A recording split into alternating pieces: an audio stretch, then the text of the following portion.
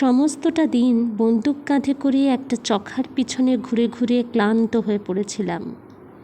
যারা কখনো এ কাজ করেননি তারা বুঝতে পারবেন না হয়তো যে ব্যাপারটা ঠিক কী জাতীয়। ধুধু করছে বিরাট বালির চর, মাঝে মাঝে ঝাউ গাছের ঝোপ, এক ধার দিয়ে শীতের শীর্ণ গঙ্গা বইছে, চারিদিকে জনমানবের চিহ্ন মাত্র নেই। হু হু করে তীক্ষ্ণ হাওয়া বইছে একটা। কোহল গাঁয়ের খেয়া ঘাটে গঙ্গা পেরিয়ে প্রায় ক্রোশ 2 বালির চড়া ভেঙে আমি এই পারিপার্শ্বের মধ্যে এসে উপস্থিত হয়েছিলাম সকালবেলা। সমস্ত দিন বন্দুক কাঁধে করে ঘুরে বেড়াচ্ছি। বালির চড়া ভেঙে ভেঙে কতখানি যে হেঁটেছি, খেয়াঘাট থেকে কত দূরেই বা চলে এসেছি তা খেয়াল করিনি। তবে মনে হচ্ছিল সারা জীবন ধরে যেন হাঁটছি, অবিশ্রান্ত হেঁটে চলেছি। চতুর চখাটা কিছুতেই আমার বন্দুকের মধ্যে আসছে না। এমন সময়ে আমি ক্লান্ত বোধ করলাম। ক্রমাগত চখাটা এড়িয়ে আমাকে উড়ে পালিয়ে যাচ্ছে। আমি এ অঞ্চলে আগন্তুক, এসেছি ছুটিতে বন্ধুর বাড়িতে বেড়াতে। আমি নেশাখোর লোক, একটি আধটি নয়, 3টি নেশা আছে আমার: ভ্রমণ, সঙ্গীত এবং শিকার। এখানে সামলাতে পারলুম না সেই লোভখানা, তাই বন্দুক কাঁধে করে বেরিয়ে পড়লাম। লোভ শুনে মনে করবেন না যে আমি মাংস খাবার লোভে পাখি মারতে বেরিয়েছি, তা ঠিক নয়। আমি নিরামিষাশী, আলু ভাতে ভাত পেলেই আমি সন্তুষ্ট। খেয়াঘাট পেরিয়ে সকালে চরে এসে প্রথম যখন পৌঁছলাম তখন হতাশ হয়ে পড়তে হলো আমাকে। কোথায় পাখি? ধুধু করছে বালির চড়া, আর কোথাও কিচ্ছু নেই। গঙ্গার বুকে 2-1টা উড়ন্ত মাছরাঙা ছাড়া পাখি কোথায়? বন্দুক কাঁধে করে ঘুরে ঘুরে বেড়াচ্ছি, এমন সময় কাঁ শব্দ কানে এলো একটা। কয়ে চন্দ্রবিন্দু আর আকার। চন্দ্রবিন্দু আর আকার শব্দটা শুনে আমার মনে হলো চখার শব্দ এটা। তবে অনেকটা কাছাকাছি বটে, তাই বুঝলাম কাছাকাছি কোথাও চখা নিশ্চয়ই আছে। কিন্তু কি আশ্চর্য, আমি অবাক হয়ে দেখলাম একটি মাত্র চখাই সেখানে। চখারা সাধারণত জোড়ায় জোড়ায় থাকে। বুঝলাম দম্পতির একটিকে কোনো শিকারী আগেই শেষ করে গেছেন। এটির ভবযন্ত্রণা আমাকেই ঘোচাতে হবে। সাবধানে এগুতে লাগলাম। আবার কাঁ শব্দে চখাটা উড়ে গেল। উড়বে জানতাম, চখা মারা সহজ কাজ নয়। দাঁড়িয়ে রইলাম অনেকক্ষণ। বেশ খানিকক্ষণ ঘুরপাক খেয়ে আবার সাবধানে এগুতে লাগলাম। কাছাকাছি এসেছি। বন্দুকটা বাগিয়ে বসতে যাব, আবার কাঁ করে পালিয়ে গেল। বিরক্ত হলে চলবে না। চখা শিকার করতে হলে ধৈর্য তো চাই। এবার চখাটা কাছেই বসল, আমিও বসলাম। উপর্যুপরি তাড়া করাটা ঠিক নয়, একটু বসুক। একটু পরেই উঠলাম আবার ধীরে ধীরে এগুতে লাগলাম, কিন্তু উল্টো দিকে। পাখিটা মনে করুক যে আমি তার আশা ছেড়ে দিয়ে চলে যাচ্ছি। কিছু দূর গিয়ে ওধার দিয়ে ঘুরে বিপরীত দিক দিয়ে কাছে আসা যাবে। বেশ কিছু দূর ঘুরতে মনে হলো প্রায় মাইল খানেক। গুঁড়ি মেরে মেরে কাছে এসে পড়লাম, কিন্তু তাক করে ঘোড়াটি যেই টিপতে যাব আর অমনি পালালো, ফের উড়ে গেল। উড়তেই লাগলো অনেকক্ষণ ধরে, আর কিছুতেই সে বসে না। অনেকক্ষণ পরে বসলো যদি, কিন্তু এমন একটা বেখাপ্পা জায়গায় গিয়ে বসলো যেখানে যাওয়াটা তো ভারী মুশকিল। যাওয়া যায়, কিন্তু গেলেই তো যে পাবো তেমনটা নয়। এবার আমারও কেমন রোগ চড়ে গেল। মারতেই হবে পাখিটাকে। সোজা এগিয়ে চললাম। আমি ভেবেছিলাম একটু এগুলেই উড়বে, কিন্তু উড়ল না। যতক্ষণ না কাছাকাছি হলাম ঠায় বসে রইল। মনে হলো অসম্ভব বুঝি সম্ভব হয়, কিন্তু ওই যে যেমনি বন্দুকটি তাক করেছি আর অমনি পালালো। এবারেও এমন জায়গায় বসলো যার কাছে পিঠে কোনো আড়াল আবডাল নেই। চতুর্দিক ফাঁকা, কিছুতেই বন্দুকের নাগালের মধ্যে পাওয়া যাবে না। বাধ্য হয়ে সোজা এগিয়ে গিয়ে উড়িয়ে দিতে হলো। এবার বেশ ভালো জায়গায় বসল, একটা ঝাউবনের আড়ালে। কাছাকাছি যেতেও পারলাম, এত কাছাকাছি যে তার পালকগুলো পর্যন্ত দেখা যেতে লাগলো। ফায়ার করলাম। কাঁ শব্দে উড়ে গেল, লাগলো না। ঝোপে ঝোপে দু একটা যা ছোট পাখি ছিল তারাও উড়ল, মাছরাঙাগুলোও চেঁচাতে শুরু করে দিল। সমস্ত ব্যাপারটা থিতোতে আধ ঘন্টারও ওপর লাগলো। নদীর ঠিক বাঁকের মুখটাতেই বসলো আবার চখাটা গিয়ে। আমি বসেছিলুম একটা বালির ঢিপির উপর। মুশকিল হলো উঠে দাঁড়ালেই দেখতে পাবে, তাই উঠলাম না। শুয়ে পড়ে গিরগিটির মতো বুকে হেঁটে হেঁটে এগুতে লাগলাম। কিন্তু কিছু দূর গেছি, ফের পালালো। আমার মাথাটাই দেখা গেল না, বালির স্তর দিয়ে কোনো রকম স্পন্দনই গিয়ে পৌঁছলো না তার কাছে, এ কথাটা আমি বলতে পারি। উঠে দাঁড়ালাম, আরও রোগ চাপল। হঠাৎ নজরে পড়ল সূর্য অস্ত যাচ্ছে, নদীর জল রক্তরাঙা। পাখিটা ওপারের চরে গিয়ে বসেছে। সমস্ত দিন আমিও ওকে বিশ্রাম দিইনি, ও আমাকে বিশ্রাম দেয়নি। এখন দুজনে দুপারে চুপ করে রইলাম। সূর্য ডুবে গেল। অস্তমান সূর্যকিরণে গঙ্গার জলটা জ্বলন্ত লাল দেখাচ্ছিল। সূর্য ডুবে যাওয়াতে ততটা আর রইল না। আসন্ন সন্ধ্যার অন্ধকারে স্নিগ্ধ হয়ে উঠল চতুর্দিক। সমস্ত অন্তরেও কেমন একটা বিষণ্ণ বৈরাগ্য জেগে উঠতে লাগলো ধীরে ধীরে। পূরবী রাগিনী যেন মূর্ত হয়ে উঠল আকাশে, বাতাসে, নদী তরঙ্গে। হঠাৎ মনে পড়ল বাড়ি ফিরতে হবে। কত রাত হয়েছে জানি না, ঘুরে ঘুরে বেড়াচ্ছি গঙ্গার চরে চরে, রাস্তা হারিয়ে ফেলেছি। মধ্য গগনে পূর্ণিমার চাঁদ চতুর্দিক জ্যোৎস্নায় ভেসে যাচ্ছে। অনেকক্ষণ ঘুরে ঘুরে শেষে বসলাম একটা উঁচু জায়গা দেখে। অনেকক্ষণ চুপ করে বসেই রইলাম। এমন একা জীবন আর কখনো আমি দেখিনি। প্রথম প্রথম একটু ভয় করছিল যদিও, কিন্তু খানিকক্ষণ পরে ভয়ের বদলে মোহ এসে আমার সমস্ত মন প্রাণ সত্তা অধিকার করে বসল। আমি মুগ্ধ হয়ে বসে রইলাম, মুগ্ধ হয়ে প্রকৃতির অনাবিল সৌন্দর্য দেখতে লাগলাম। মনে হলো কত জায়গায় কতভাবে ঘুরেছি, প্রকৃতির এমন রূপ তো আর কখনো চোখে পড়েনি। রূপ নিশ্চয় ছিল, কিন্তু আমার চোখে পড়েনি। নিজেকে কেমন যেন বঞ্চিত মনে হতে লাগলো। তারপর সহসা মনে হলো জীবন সব দিক দিয়েই তো আমি বঞ্চিত। জীবনের কোনো স্বাদটাই কি পুরোপুরি পূর্ণ হয়েছে? জীবনের 3টি শখ ছিল, ভ্রমণ, সঙ্গীত আর শিকার। ভ্রমণ করেছি বটে, ট্রেনে স্টিমারে চেপে এখানে ওখানে গেছি, কিন্তু তাকে কি ভ্রমণ বলে? হিমালয়ের উচ্চ চূড়ায়, সাহারার দিগন্ত প্রসারিত অনিশ্চয়তায়, ঝঞ্ঝাক্ষুব্ধ সমুদ্রের তরঙ্গে, অথবা হিমশীতল মরুপ্রদেশের ভাসমান তুষার পর্বত শৃঙ্গে যদি না ভ্রমণ করতে পারলাম, তাহলে আর হলোটা কি? সঙ্গীতেও ব্যর্থকাম হয়েছি। সারেগামা সেধেছি বটে, কিন্তু সঙ্গীতের আসল রূপটি আলেয়ার মতো চিরকাল এড়িয়ে এড়িয়ে গেছে আমাকে। সেদিন অত চেষ্টা করে বাগেশ্রীর করুণ গম্ভীর রূপটি কিছুতেই ফুটিয়ে তুলতে পারলাম না সেতারে। ঠিক ঘাটে এসে ভাবেই আঙুল পড়েছিল, কিন্তু সেই সুরটি ঠিক ফুটল না, যাতে আত্মসম্মানী গম্ভীর ব্যক্তির নির্জন রোদনের অবাং বেদন মূর্ত হয়।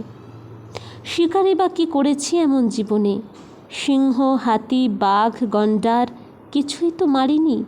মেরেছি পাখি আর হরিণ। আজ তো সামান্য একটা চখার কাছেই হার মানতে হলো। কাঁ কাঁ শব্দে চমকে উঠলাম। ঠিক মাথার উপরে চখাটা চক্রাকারে ঘুরে বেড়াচ্ছে।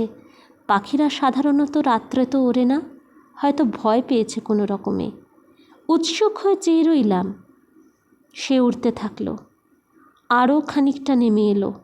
হঠাৎ বন্দুকটা তুলে ফায়ার করে দিলাম, আর কাঁ শব্দে সে ঘুরতে ঘুরতে পড়ল মাঝ গঙ্গায়। উত্তেজিত হয়ে উঠে দাঁড়ালাম, দেখলাম ভেসে যাচ্ছে। যাক, জীবনে যা বারবার হয়েছে এবারও তাই হলো, পেয়েও পেলাম না। সত্যি জীবনে কখনোই কিছু পাইনি, নাগালের মধ্যে এসেও সবই ফসকে গেছে। চুপ করে বসেছিলাম। চতুর্দিকে ধুধু করছে বালি, গঙ্গার কুলুধ্বনি অস্পষ্টভাবে শোনা যাচ্ছে, জ্যোৎস্নায় ঝিলিক দিচ্ছে। শিকার, চখা, বন্দুক, দিনের সমস্ত শ্রান্তি, কোনো কিছুর কথাই মনে হচ্ছিল না তখন। একটা নীরব সুরের সাগরে ধীরে ধীরে ভেসে চলেছিলাম। হঠাৎ চমকে উঠলাম। দীর্ঘকায় ঋজু দেহ এক ব্যক্তি নদী থেকে উঠে ঠিক আমার সামনে দাঁড়িয়ে সংস্কৃত মন্ত্রোচ্চারণ করতে করতে গামছা দিয়ে গা মুছতে লাগলেন। অবাক হয়ে গেলাম, কোথা থেকে এলেন উনি? কখনই বা নদীতে নামলেন? কিছুই তো দেখতে পাইনি। একটু ইতস্ততর পর জিজ্ঞাসা করলাম, আপনি কে? লোকটি এতক্ষণ আমাকেই লক্ষ্য করেননি। আমার কথায় মন্ত্রোচ্চারণ থেমে গেল। ফিরে আমার দিকে চেয়ে রইলেন অনেকক্ষণ। তারপর বললেন, আমি এখানেই থাকি, আপনি আগন্তুক, আপনিই পরিচয় দিন। তাই পরিচয় দিলাম। দীর্ঘ রাস্তা হারিয়ে ফেলেছেন আপনি, আসুন আমার সঙ্গে, কাছেই আমার আস্তানা। দীর্ঘকায় ঋজু দেহ পুরুষটি অগ্রগামী হলেন, আমি তার অনুসরণ করলাম। একটু দূর গিয়ে দেখি একটি ছোট্ট কুটির। আশ্চর্য হয়ে গেলাম, সমস্ত দিন এ অঞ্চলে ঘুরে বেরিয়েছি, একটা কুটিরও তো চোখে পড়েনি আমার। ছোট্ট কুটিরটি যেন ছবির মতন। সামনে পরিচ্ছন্ন প্রাঙ্গণ, চতুর্দিকে রজনীগন্ধার গাছ, অজস্র ফুল। অনাবিল জ্যোৎস্নায় ধরণীর সামনে যেন অন্তরঙ্গ আনন্দ ফুটে উঠেছে। গুচ্ছ গুচ্ছ রজনীগন্ধার ঊর্ধ্বমুখ, মৃদু সৌরভে চারিদিক আচ্ছন্ন। আমিও আচ্ছন্ন হয়ে দাঁড়িয়ে রইলাম। তিনি এসেই ঘরের ভিতরে ঢুকেছিলেন। একটু পরেই বেরিয়ে এলেন এবং শতরঞ্চি গোছের কি একটা পাততে লাগলেন। আমাকে বললেন, বসুন। বসে দেখলাম শতরঞ্চি নয়, গালিচা, খুব নরম আর দামি গালিচা। তিনিও এক প্রান্তে এসে বসলেন। বলা বাহুল্য, আমার কৌতূহল ক্রমশই বাড়ছিল। তবে কিছুক্ষণ চুপ করে রইলাম, তিনিও চুপ করে রইলেন। শেষে আমাকেই কথা কইতে হলো। সমস্ত দিন এই অঞ্চলে ঘুরেছি, কিন্তু আপনার দেখা পাইনি। কেন ভেবে আশ্চর্য লাগছে। সব সময় সব জিনিস কি দেখা যায়? একটা গল্প শুনুন তাহলে। রাজা রামপ্রতাপ রায়ের নাম শুনেছেন? আগে না, শোনবার কথাও নয়। দুজন রামপ্রতাপ ছিল, দুজনেই জমিদার। একজন সুদখোর, আরেকজন সুদখোর নয়, সুরখোর। আগে সুরখোর? হ্যাঁ, ওরকম সুরখোর পাগল লোক এ অঞ্চলে আর ছিল না। যত বিখ্যাত ওস্তাদের আড্ডা ছিল তার বাড়িতে। আমার অবশ্য সব শোনা কথা।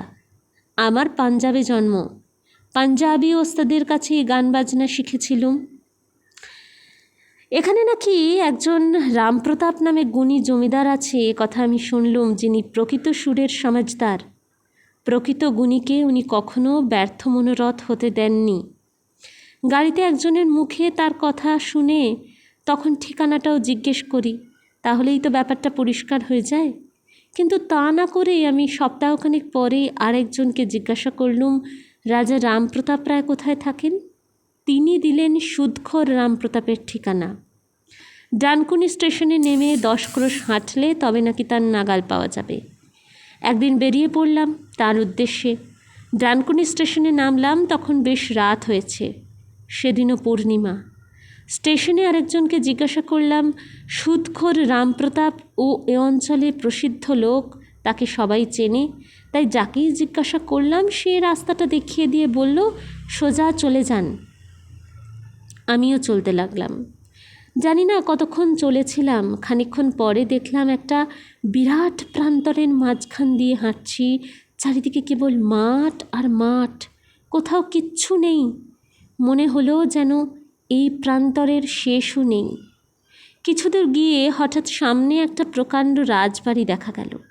মন্ত্রবতে আবির্ভূত হলো, সাদা ধপধপ করছে তার চেহারা, মনে হলো যেন মর্মর পাথর দিয়ে তৈরি। মিনার, গম্বুজ সব কিছু পেরিয়ে ঢুকে পড়লাম সেই বাড়িটায়। তার কাছে এসে ঝুঁকে তাকে প্রণাম করলাম। তিনি গম্ভীরভাবে মাথা নাড়লেন শুধু একবার। আস্তে আস্তে বললাম, হুজুরকে গান শোনাবো বলে এসেছি, যদি হুকুম করেন। তিনি সোজা উঠে বসলেন, হাতের ইঙ্গিতে আমাকেও বসতে বললেন। তারপর কখন যে আমি দরবারি কানাড়ার আলাপ শুরু করেছি, কতক্ষণ ধরে যে সে আলাপ চলেছে আমার আর কিছুই মনে নেই। যখন হুঁশ হলো তখন দেখি একছড়া মুক্তোর মালা তিনি আমার গলায় পরিয়ে দিচ্ছেন। মালাটা দেখবেন। কুটিরের ভিতরে ঢুকে গেলেন তিনি। পর মুহূর্তেই তিনি বেরিয়ে এলেন একজোড়া মুক্তোর মালা নিয়ে।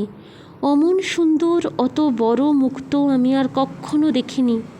তারপর আমাকে মালা পরিয়ে দিয়ে তিনি আস্তে আস্তে উঠে গেলেন।